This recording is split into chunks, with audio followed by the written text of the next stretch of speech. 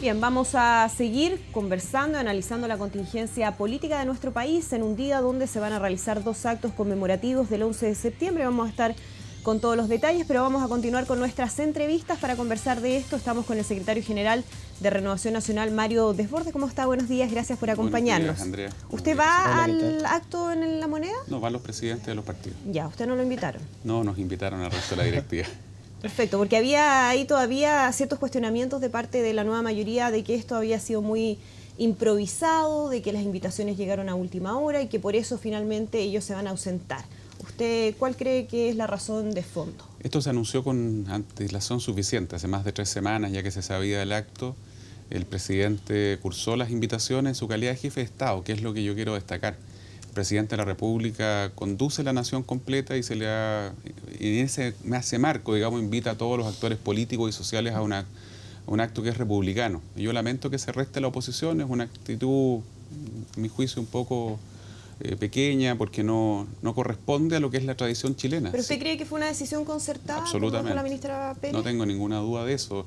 De hecho, rechazaron la invitación antes de saber el contenido del acto, las características. Ya los máximos dirigentes de la oposición estaban diciendo que no iban. Es que dicen que se enteraron por los medios, que no les había llegado invitación, que finalmente ellos habían agendado en otras actividades. Eso no es excusa. Hay muchas cosas que se filtran antes de que te llegue la notificación oficial. Cuando el presidente de la República, cuando el jefe de Estado te invita a un acto de conmemoración de los 40 años de un hecho tan importante como el 11 de septiembre del 73, uno lo que hace es priorizar ese acto. Es el jefe de Estado y está invitándolos a todos en esa calidad. Yo estoy seguro que el presidente Piñera va a hacer un acto que va a estar por sobre lo que es la contingencia política del minuto, que es lo que uno espera de las máximas autoridades del país. Y yo lamento que se resten porque no está a la altura de lo que uno espera de quienes quieren conducir la nación. Ahora, no solamente se han restado candidatos, parlamentarios, también lo han hecho el comandante en jefe del Ejército, también de la Marina, los expresidentes Lagos y Erwin, por razones distintas. Por lo tanto, parece que esto alcanza y va más allá de nueva mayoría. Salvo los 2 comandantes en jefe que tú mencionas, todo el resto es nueva mayoría. Los ex comandantes en jefe tienen viajes programados hace varios meses atrás porque la agenda de ellos para hacer un viaje internacional, para poder coincidir en las actividades fuera de Chile, se planifica con muchos meses y además son viajes que no son de un día. Por lo tanto, van a estar fuera esta semana completa. Fuera cual fuera el día que el presidente eligiera, los 2 comandantes en jefe no iban a poder estar y eso es completamente entendible. Ellos han planificado con mucho tiempo de antelación actividades fuera del país. Todo el resto de las personas que tú mencionas es dirigentes de nueva mayoría. Yo lamento que se resten, espero que esa no sea la actitud que va a haber para el resto del mandato del presidente Piñera y que no tratemos de aprovechar en una cuestión tan complicada, tan difícil para todos los chilenos como es la previa y lo que sucedió después del 11 de septiembre en un año electoral con finalidades políticas. ¿A usted le parece que hay finalidades políticas en esta decisión? Sí, yo creo que sí. Yo creo que restarse un acto con el presidente de la República y en La Moneda, que es la casa de todos los chilenos, yo creo que no tiene justificación alguna, salvo que estemos aquí pensando en la trinchera pequeña, en la trinchera del minuto, en donde estamos involucrados quienes estamos en la primera línea en un año de elecciones. ¿Usted cree que están utilizando el tema de la conmemoración de los 40 años del golpe electoralmente para sacar alguna ventaja? Es súper importante hacer una conmemoración. Es súper importante analizar lo que pasó antes, durante y después del 11 de septiembre. Creo que eso hay que hacerlo. No podemos repetir lo que sucedió del 65 para adelante y con mayor razón lo que pasó después del 11 de septiembre del 73. Eso hay que hacerlo. Pero hay gente que en ese contexto en el que es necesario analizar lo que pasó, porque la historia es importante para el futuro del país. En ese contexto yo creo que hay gente que ha querido también sacar un poco provecho político. Yo espero que eso no continúe. La próxima semana Chile entero va a estar probablemente pendiente de las fiestas patrias y espero que quede al final, raya para la suma, como dice un colega de usted, al final lo que quede es conciencia, sobre todo los más jóvenes, de que este país vivió una crisis espantosa en donde se tiró por la ventana la democracia, donde mucha gente prefirió las armas a la democracia, donde hubo violaciones a los derechos humanos completamente inaceptables y que nuestros jóvenes, yo tengo un hijo de 17 años con el que hemos conversado estos días, sean capaces de comprender lo terrible que vivió este país para que no lo repitamos. Yo creo que eso es lo que uno espera que quede finalmente y no quién era el malo, quién era el bueno en este minuto dentro de los que están de candidatos. Mario, el senador Carlos Larraín dijo la semana pasada que el presidente Piñera había sido antipático con colaboradores de su propio gobierno al hablar de cómplices pasivos en la entrevista al diario La Tercera. ¿Hay cómplices pasivos en la administración Piñera? Que yo sepa, no.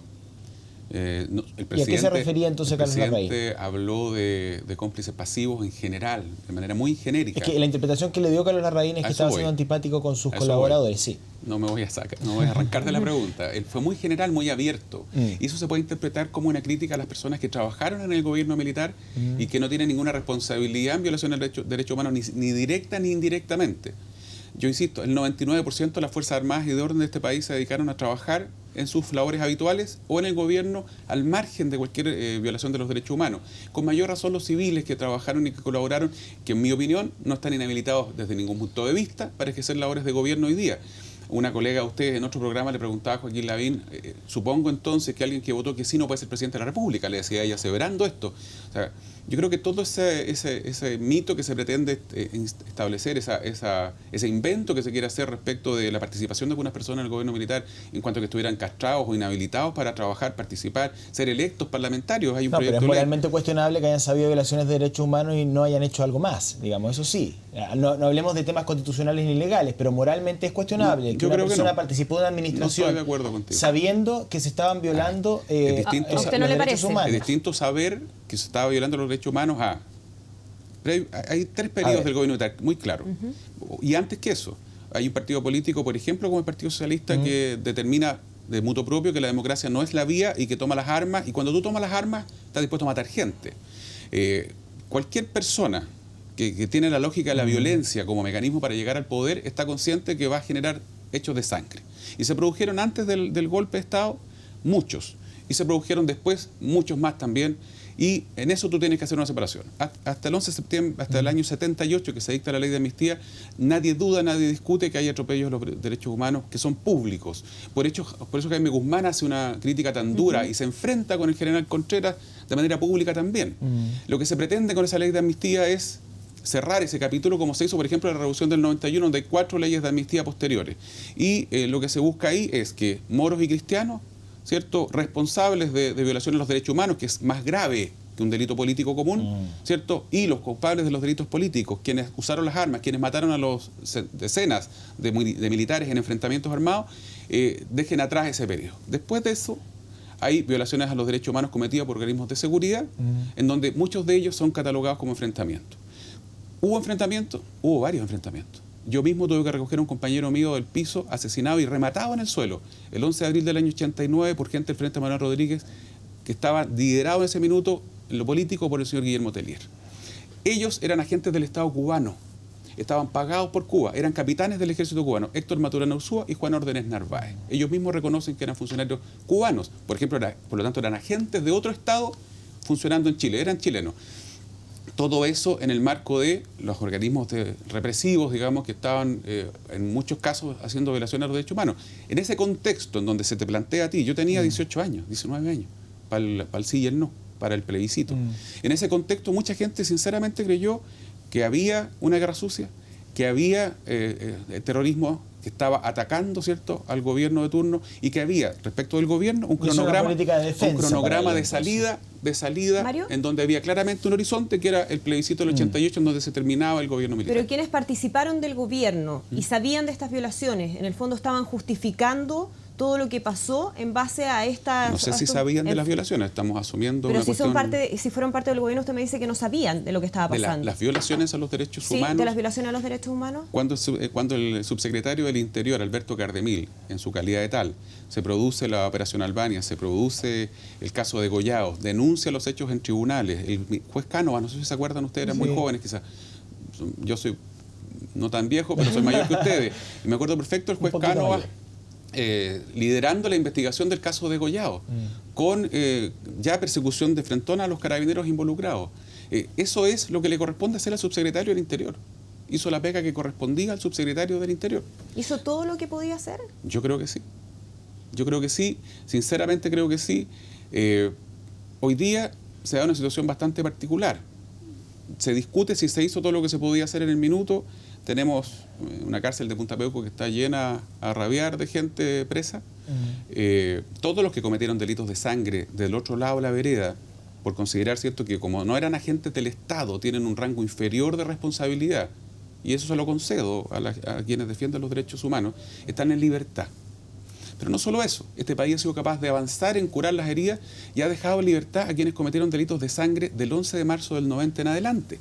No sé si ustedes recuerdan aquello, sí, pero se cometieron decenas, pero le quería no preguntar, uno ni dos, es que, decenas de homicidios. En base a lo que usted dice, aquí hay una situación de enfrentamiento, usted dice, o sea, no hubo una violación de parte del Estado a través de sus aparatos. Sí, pues no te estoy diciendo que lo que se explicaba en ese minuto era que eran enfrentamientos.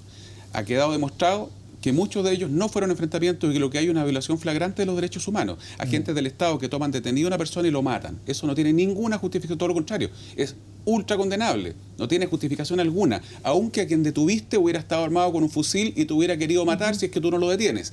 Una vez detenido, esa persona debería ser puesto a disposición de los tribunales. Eso es lo que corresponde. No se hizo, se violaron los derechos humanos. Efectivamente, no hay ninguna duda de aquello. ¿Cómo se planteaba respecto a las autoridades de la época? Entiendo que eso, yo confío en lo que ellos me dicen. Yo tenía 19 años para el año 88. Voté que sí. Y no tengo ningún problema en decirlo. A los 18 años entendía perfectamente qué significaba el sí y el no. Por eso valoro mucho el documento que hace ayer Roberto Ampuero. Él dice, yo tenía 18 o 19 años cuando promoví la violencia, cuando desahucié la democracia el año 70. Y estaba consciente a los 18 años de lo que estaba haciendo. Entonces, me arrepiento de haberlo hecho, dice Mario, Roberto Ampuero. Sí, si la interpretación, desde su punto de vista, es que se creía que había un enfrentamiento, había políticas de seguridad antiterroristas que explicaban las violaciones a los derechos humanos y que a lo mejor autoridades civiles sí le dieron crédito a esa versión, ¿qué sentido tiene que el presidente diga que hay cómplices pasivos? Pregúnteselo al presidente. No, pero imagino usted tendrá alguna opinión. No, yo no comparto la opinión, la frase del presidente. No estoy de acuerdo con la frase del presidente cuando es tan abierta. El presidente es una persona que yo lo conozco mucho. El presidente siempre trata de actuar por sobre la contingencia del minuto. Él es el jefe de Estado. Ha asumido ese rol con mucha pasión. Él es la persona que está conduciendo al Estado de Chile, más allá del partido X o el partido J. Y cuando él hace esa frase, lo hace en ese contexto, en esa lógica. La frase puede gustarnos o no. A mí no me gusta en lo personal. ¿Por qué? Porque creo que es demasiado abierta. ¿Le faltó claridad? Probablemente le faltó claridad. Hay gente que trabajó de muy buena fe en el gobierno militar que no tenía por dónde haber hecho algo más tampoco. Si un tipo que era profesional de Odeplan, una persona que era alcalde de una comuna pequeña, designado por el gobierno militar, ¿es cómplice pasivo? Yo creo que no. Yo creo que el presidente tampoco cree eso. Mario, ¿no da cuenta de una mirada distinta del presidente en relación a su sector? Lo decía la propia vocera Pérez, que aquí hay una visión disonante entre lo que piensa el presidente y lo que piensan algunas personas al interior de su sector. Estamos de acuerdo con el presidente y yo estoy de acuerdo con el presidente en casi todas las aseveraciones. Esa frase es la única cosa que yo diría, no estoy de acuerdo con el presidente porque es demasiado abierta. Yo creo que en esa frase puede caber cualquier interpretación, probablemente no la que el presidente ha querido hacer. Y en eso es lo que a mí no me parece. Y en eso, respetando lo que el presidente está queriendo hacer en este minuto, si el presidente está llamando un acto republicano, conociendo al presidente, él va a hacer un análisis lo más frío y libre de cualquier contingencia en su alocución en el día de hoy. ¿Y no se ha abierto una herida, una división al interior de la alianza a raíz de esta fecha, con las declaraciones de Hernán Larraín, con las declaraciones del presidente Piñera? No, donde hay dos visiones distintas respecto a lo que pasó. No sé si trabajó o no en el gobierno militar Hernán Larraín, no lo tengo claro, pero Carlos Larraín, el presidente de mi partido, que no tuvo ninguna participación en el gobierno militar, ha hecho también un mea culpa respecto de que pudo haber hecho mucho más. Si tú leías la revista Análisis en su minuto, la revista Cauce, aparecían denunciadas las violaciones a los derechos humanos, con pelo y señal. Entonces uno dice, bueno, ¿le creías o no a la revista Cauce? ¿Por qué no le creíste un poco más? Entonces, cuando yo entré a Carabineros el año 87, el general director, Rolf Stange Elkers, nos explica con manzanita por qué había retirado Carabineros de la CNI. No había ningún funcionario de Carabineros mandatado por Carabineros para estar en la CNI porque lo retiró todo. En ese momento? Que la CNI se había salido del marco legal.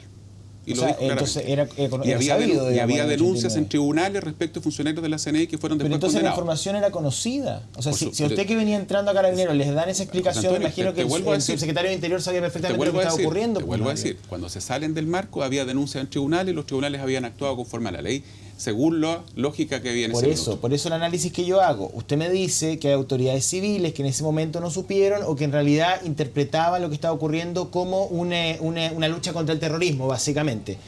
Pero usted mismo me dice ahora que cuando entró a Carabineros, el propio Rodolfo Stange les explica a ustedes que venían entrando que la CNI se había salido del marco institucional. Entonces la información, si era conocida para cadetes que estaban recién